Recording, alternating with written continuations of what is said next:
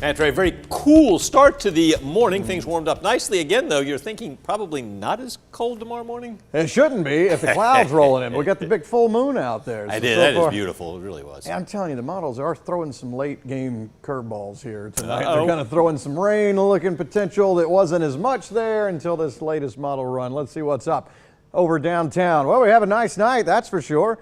What do we see? 57 degrees. The plan is to be in the upper 40s. In the morning. We'll see how that goes. All right, well, here's a look at the numbers. A lot of 50s on the board. We have some low, mid, upper 50s. So all the 50s you would want. All right, so the calm stuff. Yeah, that's in contrast to what we saw all week. It was 4 days of wind gusts 35 to 40 miles per hour. Well, today, yesterday was a little bit lower than that, and today it calmed down. I want to show you the dew point map. Why? Well, because it's pretty, but secondly, because we don't have really, really muggy stuff yet. That's the green and definitely the dark green, but this stuff is going to start to spread this way as we go through tomorrow and on into the weekend. So the satellite shot shows some cloud cover, but not enough to put a blanket over us to slow the cool down.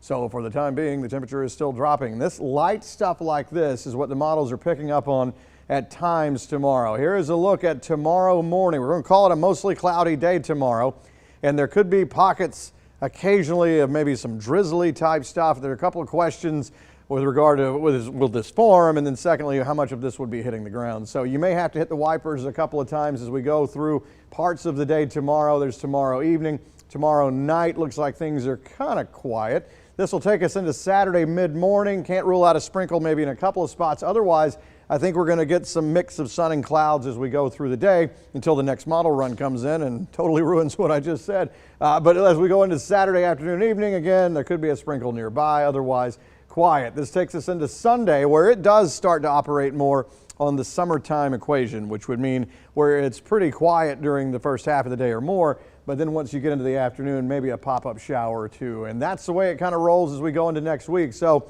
it could be that we're starting to kind of enter that summertime pattern. I know we're going to have the heat and the humidity starting to build in, and so the pop-up shower thunderstorm thing is going to be possible once we definitely get them more into next week. All right, so we're going to say upper 40s in the morning. It could go cooler than that if the clouds don't come in. And then temperature tomorrow is really hard to nail down, because if the clouds are around and we do have some sort of drizzly stuff at times, these will be more like the numbers instead of the mid to upper 70s that we were calling for. So we'll see how that works. As we get into Saturday morning, we're going to say 50s, and then a wedge up in northeast Georgia. This plays havoc with trying to figure out temperature Saturday.